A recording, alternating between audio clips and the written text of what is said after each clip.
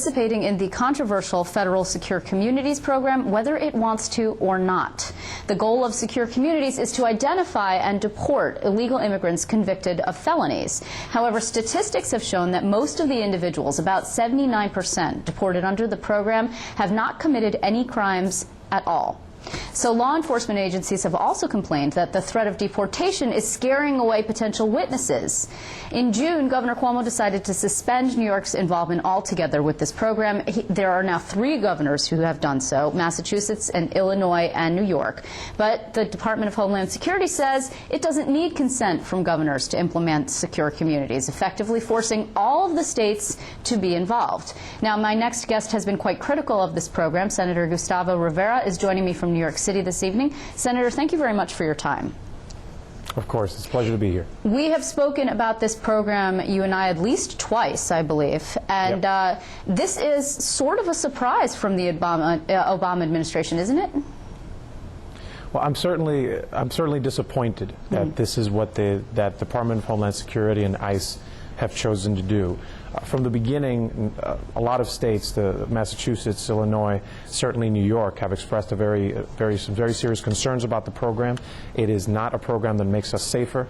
It is a program that makes communities fear their law enforcement, fear that law enforcement is going to act as immigration officials, and it means that sometimes when there's crimes, whether they're victims or whether they witness crimes, they're not going to be approaching law enforcement. So we are very disappointed that they've chosen, those are the issues that we expressed against the program. Right. And they've chosen to, instead of trying to address those issues, they've chosen to completely exclude states from the conversation about how we actually make our communities safer, and I'm disappointed in that. Senator, this doesn't make a whole lot of sense, is the problem. I mean, if in fact a state just says, you know what, I don't want to do this, instead the Obama administration is saying, you will, and we don't care what you want. And what's more is this announcement was made, not in no announcement, it was a letter that was written to 40 governors who had basically signed an agreement with the federal government.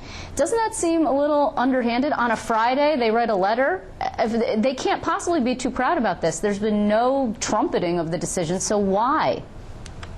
I'll actually go one further. We have to remember that back in May, the Inspector General of the Department of Homeland Security announced that there was an investigation into the program because members of Congress had asked the Inspector General to investigate the program because they felt that they had been lied to by people that were running the program.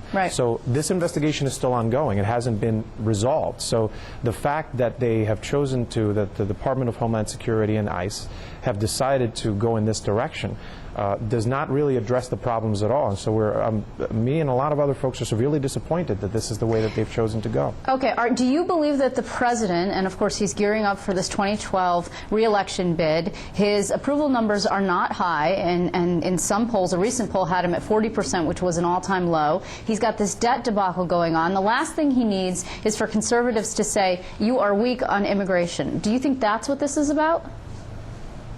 Well, I think that the most important thing here is that we have to make sure, if we're going to make our community safer, that we do so in a smart way that includes the states in considerations of public safety. That's the main issue here. If we're going to make, if this is an issue of public safety, it is not just about immigration. It actually goes farther than that. It goes into public safety. When you have a program that makes communities feel that they can't approach their local law enforcement, we are not safer. We are not in a better position. So I just think it's the wrong way to go to resolve this issue. Senator, I know that you worked on Barack Obama's campaign, and I know that you're a fan of the president. But I seem to get the feeling that you don't want to answer this question about why he might have done this. What is the motivation behind doing something that clearly angers a leader like yourself in the Latino community, which is, of course, as you and I have discussed, a voting bloc that is crucial for a Democratic president who is an incumbent who is seeking re-election next year?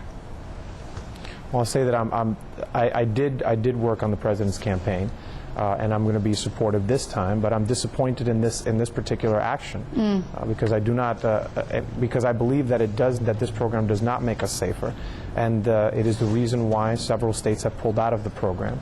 So we just hope that going forward that we can communicate clearly to them that there are better ways to do this, that there are ways that we can actually make our communities safer and identify the dangerous criminals that need to be deported, but make sure that communities feel that they can approach their law enforcement when they need to.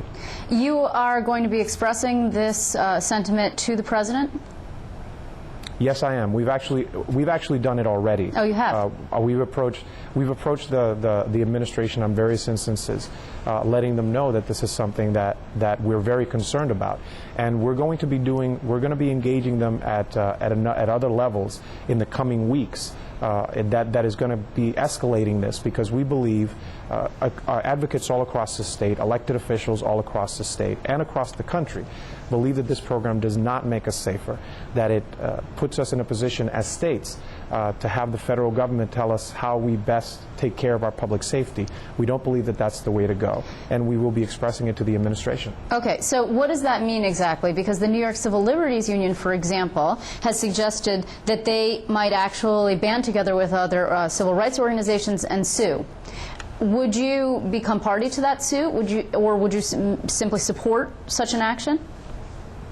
Well, that's certainly an option, and we're looking at the different options that we have right now. We're going to be expressing very clearly to the administration, again, myself and other elected officials and advocates, how we feel about this. We've already communicated to them. Now that there's been this particular action, then we're going to respond to this and tell them very clearly that we disagree with the way that they've chosen to deal with this issue, and we just hope that our continued advocacy can end up in a place where we have safer communities all across the country and across the state of New York. Well, it just seems to me to be problematic if, in fact, this does generate lawsuits here in New York, and then maybe even in neighboring Massachusetts. You've got two places that are liberal bastions. New York with Governor Andrew Cuomo with these sky-high poll ratings that you want the guy on your side. Massachusetts, Deval Patrick, obviously, the first black governor there. I mean, these are people that you really can't afford to alienate, to say nothing, like I did before, about the Latino voters. Doesn't that put you at odds with the president, with the White House? Well, I think, as I've stated before, I don't think that there's any president or any governor or certainly any senator that is going to be perfect. And I'm never going to agree with every action that is ever taken by an elected official, even those that I agree with, that I'm an ally to. So in this case, we're just expressing very clearly to the Department of Homeland Security and to ICE that we should be thinking about the public safety in each state and how those states choose to make sure that they're safer in their borders. So we're going to make sure that we continue to do that in New York, and hopefully the administration will respond in a positive manner. You know, I just also, before I let you go, want to get your reaction to something that the Cuomo administration is also doing on a completely different front. It has nothing to do with Obama, has nothing to do with immigration. It has to do with your the man that you actually ousted, former Senate Majority Leader Pedro Espada. You have the Office of the Medicaid Inspector General saying, we're going to cut you off, Mr. Espada, and your Soundview Healthcare Clinic from the Medicaid program, potentially causing it to close. You are a Bronx elected official.